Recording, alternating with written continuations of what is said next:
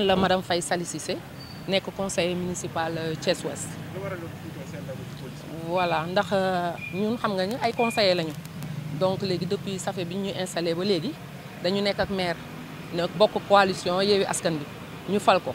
léegi nag ci biir loolu nag ñuy doxal ak moom ñu koy woteel ay budget mais suñu voté budget ba pare xam nga daf ñu war a retourner ay dossiers ay rapport pour ñu xool li ñuy def vérifier mais pas possible mënuñu ko am ay PV yu ñuy def sax bu ñu ko laajee day bañ léegi nag loolu ñu ko doon laaj di ko laaj ba mujj gi mu énervé ci biir loolu nag am ku lire marché yi ñu dégg si ay soble 11 millions ak ay yoo nga xamante ne dafa doy waar léegi nag ñu daal di koy def point de presse wax ak moom parce que comme wax nañ moom ba sonn wax nañ ci groupe yi ba sonn wax nañ ne mënuñu interpeller nañ ko bindal nañ ko sommation lu ne def nañ ko mais mënuñu wuyu léegi nag ñu daal di def point de presse bi ñu defee point de presse mu dégg loolu daal di ñuy nag ne ñun dañu yóbbu diffamation ñun tam ñu daal di porter seen plainte yóbbu ko procureur wàccee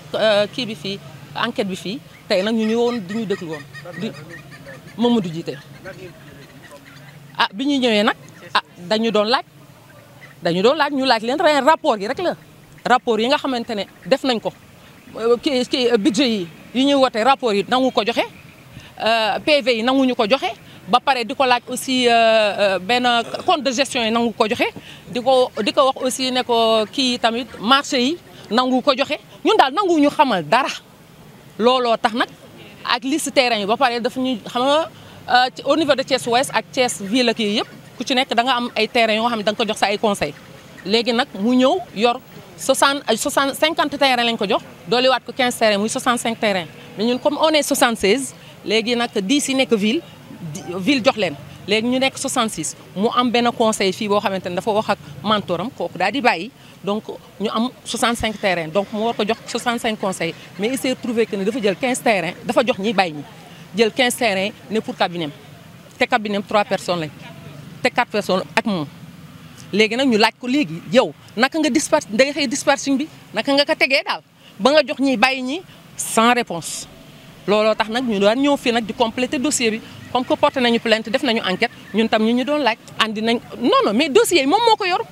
moom moo ñu ko war a jox ñu en tant que conseiller ñu xam nga mais nanguñu ko jox rapport yi nanguñu ko jox PV yi nanguñu ko jox bind nañ ko sommation nangul tontu compte de gestion nangu ko jox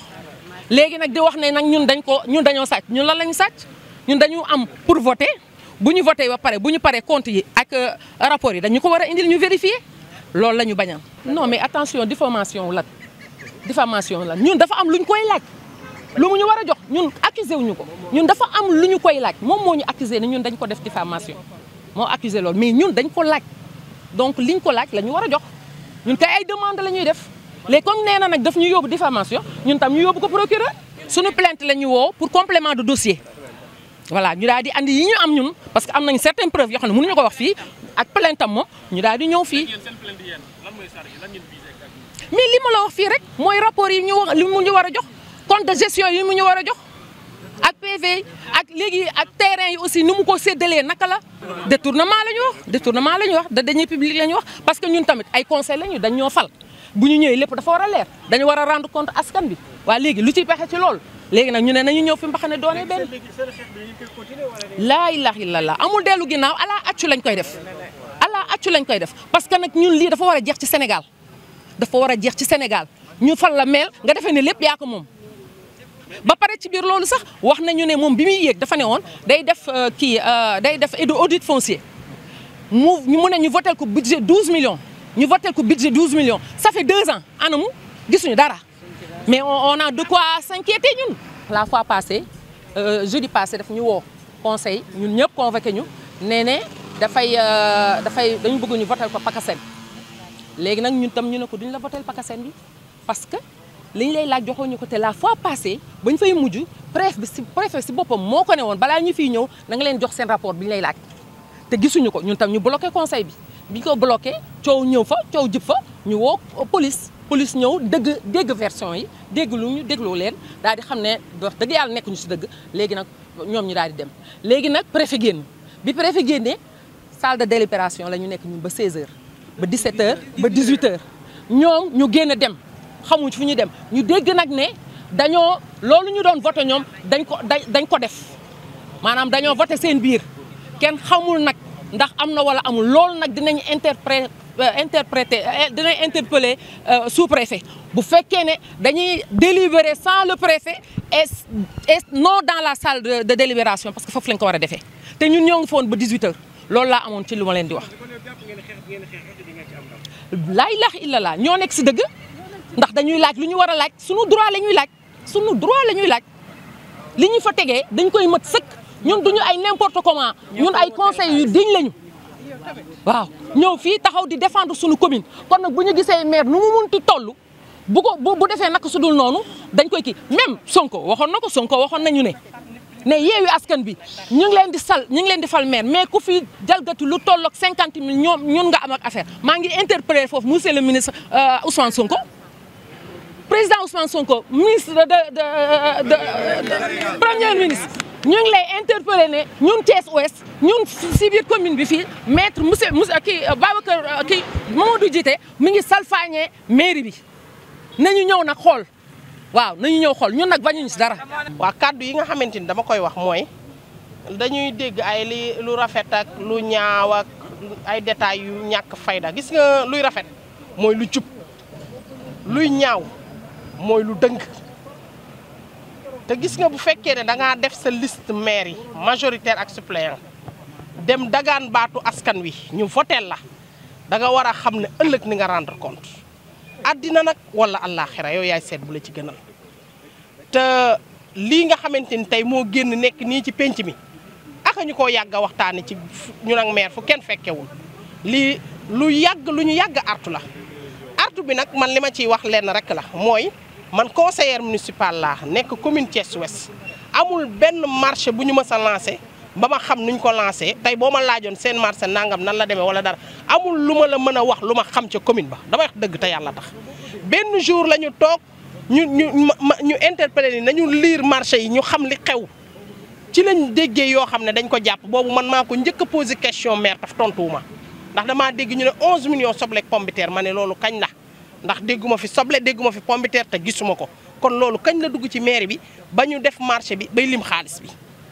ñu amoon benn sortie Île du Saloum boo xamante nii àjjuma ci ngoon la ñu dem dimanche ci suba ñu ñibbi ci muy 17 millions. ma ne commune Thiès Ouest seen 17 millions yoo xamante ni sama mbaar mu may fay 2000 ak kii palaatam fa mu teg di fay 3000 xaalisu commune bi ñu dajale di ci jël 17 millions di ko jox ay conseil pour ñu dem lan benn formation pour loolu lan moo tee ñu jël hôtel yi nekk Thiès Ouest. lan moo tee ñu investir ko waat ci suñu commune mais 17 millions jaaduwul xaalis bi du xaalisu maire du xaalisu conseil du xaalisu kenn xaalisu commune Thiès Ouest la kon nañ leen ci defal lu tax ñu mën a gis liñ leen di liggéey muy ñaar ñetteel bi ci topp ñu ne 40 millions ci stade bi nekk Mbour 1 terrain waali daan 40 millions Pisaaru 7 millions ñu dégg fa ay taux yoo xamante nii ñun jàpp nañ ne loolu dafa cher dafa bëri parce que bés bu ne keroog wax naa ko maire ci kanamu conseil municipal yëpp ma ne ko ñu naan lu maire liggéey ngay wër a lambaatoo ko non Thiès Ouest ku fi dugg commune bi dafa war a xar ko kanam gi dafa war a soppiku oto yi nga gis ñu nekk foo xam ne du yoon ñu lijjanti leen yeneen ak yeneen maire nag problème yi ñu am ak moom keroog bureau municipal lenn la mooy compte de gestion mairie bi la ñu koy laaj nga xam ne yéen ñii di journaliste kese wala ñu nekk ci mbedd yi nii rek di taxaw bu leen neexee ñu dem ca mairie ba ñu laajte ko nit citoyen dafa am droit xam compte de gestion mairie beneen bi ci topp mooy PV yi nga xam ne dañ koy wax dañuy wax PV yi suñuy wax la bu ñu amaatee conseil municipal war nañ ñu koo indil mais premier budget voté nañ ko te xamuñu budget bu njëkk ba luñ ca def indiluñ ñu ko ndax boo joxee nit ki ñaar téeméer mu nduggi marché ne la toggal na la ceebu jën war na laa wax ne lii ak lii laa jënd jeex na wala lii ci des mais ñaari yoon ngay voté budget te gisoo xamoo budget bu njëkk ba lan ak lan lañ ci def loolu problème yooyu dong lañ am ak moom beneen bi ci topp mooy 12 millions lañ ko voté loon pour mu def audit foncier te loolu moom lañ doon xeex ndax suufu commune Thiès Ouest dafa am luñ ci naqari loo xam ne depuis mooy mun a jéey ba ci Aline Sow ba ci moom mii daf cee yàgg am ñu bëggoon nag loolu rupture am mu leer ñu congaan suufu congaan beeg suufu mbuurkat beeg lépp ñu ne ko audit foncier bi jox ñu ko audit foncier bi dañu am droit pour xam ko parce que ku ci nekk bañ lay élire man tey bu fekkee ne Grand Thiès laa dëkk mais suñu koñ Grand Thiès bu ñu amee dara lu ñuy laaj ci maire bi war nañ ma ko mën a laaj ndax Grand Thiès foofu laay voté mais Mbour 3 laa dëkk tey da nga war conseil bi dafa war a nekk koo xam ne dafay disponible ci luñ ko laaj ci maire bi mu xam ko mais bëri na luñ lay laaj ci maire bi doo ci xam dara ñun nag amuñu waye di ak ñàkk fayda gu toll ne di fi votel kenn budget ngay def sa yàlla saf di def yàlla neex bu ñu paree doo ñu leeral pour ñu leeral askan bi kooku ñàkkaale wuñ ko fayda ndax askan bi dañ ñu fee teg wóoluñu sàcc si maire yi nekkee yi ci maire yi ak luubal yi ak ñi lay jay naan la defal lii ak defal ne ngay tëbaka tibbi mu ci côté yëpp ci Sénégal loolu dafa war a jeex ku ñu fal ngay luubal ñu ngi koy dénk président de la République Bassirou Diomaye Faye ak premier ministre Ousmane Sonko dama ne ku ñuy falati war ngaa tiit yow yàlla dina la laaj ëllëg sa compte nan nga ko gérer woon askan wi la fal mais sunu dërëm yi sunu ñaar dërëm yi nañu ci yërëm. Nous avons voulu garder donc attendre le jour de la confrontation pour sortir, mais en tout cas nous l'avons versé dans le dossier. Et pour ce dossier-là, nous avons commis un huissier de justice pour aller lui demander donc servir une sommation interpellative sur donc le dépôt comment dire, des PV et autres donc choses que nous lui reprochons. Mais le huissier, il a répondu au huissier qu'il n'a aucune réponse à lui donner. Donc nous avons également pris donc, ce procès-verbal de huissier que nous avons versé. Nous avons pris le procès-verbal de huissier que nous avons versé également dans le dossier que nous avons déposé ici. Mais c'était suite à cela qu'on nous avait demandé de venir approfondir la plainte. On nous avait auditionné au mois de février, mais on nous a convoqués aujourd'hui également pour approfondir. Mais après notre plainte aussi, lui, il avait déposé une autre plainte. Donc comme pour diffamation, il avait cité certains d'entre nous, parce que nous sommes un groupe de 35 conseillers qui avons porté ce combat au niveau de la mairie. 35 conseillers donc, sur les 76 que compte la commune de Thiès-Ouest, de différents partis, donc, dont le PASTEF, comment dire, Rewmi, APR, et également le PM. Donc tous ces conseillers, Hervé,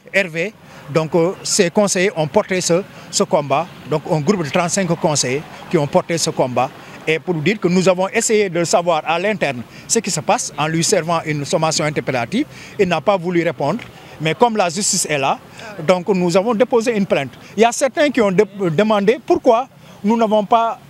déposé une plainte au niveau des corps de contrôle. Mais nous avons jugé nécessaire que ici c'est la voie la plus rapide. Donc l'abréger. Et ça n'empêche pas aussi qu'après l'installation du nouveau gouvernement, donc, nous allons porter plainte également au niveau de l'OFNAC, au niveau également des autres corps de contrôle. Non, parce que nous sommes mandatés par les populations de Thiès-Ouest et nous avons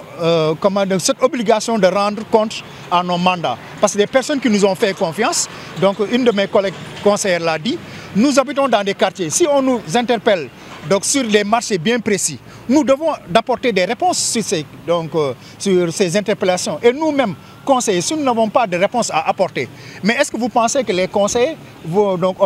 la population qui nous a mandatés pour lui représenter au niveau du conseil va continuer à nous faire confiance? Non. La population ne va pas nous faire confiance. Mais nous avons porté plainte, pas à notre nom simplement, mais à notre nom, mais au nom de toute la population de Thiès-Ouest. Parce que ce sont les taxes de la population de Thiès-Ouest qu'on réunit pour pouvoir faire fonctionner donc, le budget de la mairie. Que je vous rappelle, ce budget touche les 800 millions. Donc on ne peut pas confier 800 millions à une personne, mais pour en faire ce qu'il veut, et sans pour autant rendre compte aux autres. C'est ce qui nous a amenés aujourd'hui. Mais nous n'avons aucun problème personnel avec lui. Mais nous avons des problèmes avec sa manière de gérer la chose. Nous n'avons pas peur de cela, parce que nous aussi nous avons des preuves par devers nous. Nous vous ai dit que nous avons des preuves, donc des documents que lui-même il a signés. Des documents, et maintenant nous attendons qu'il nous donne le compte de gestion. Pour voir maintenant ces documents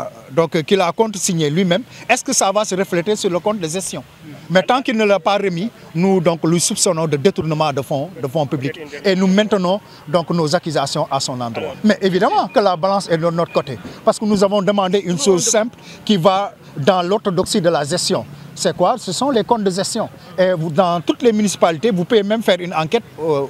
au sein des autres municipalités. À la fin de chaque exercice, donc, le maire doit donner un compte de gestion aux conseillers, mais aussi même à la population. La population même a droit à ce compte de gestion pour voir comment l'argent de la mairie a été géré, comment cet argent a été utilisé. Bekay Faye, voilà, conseiller municipal.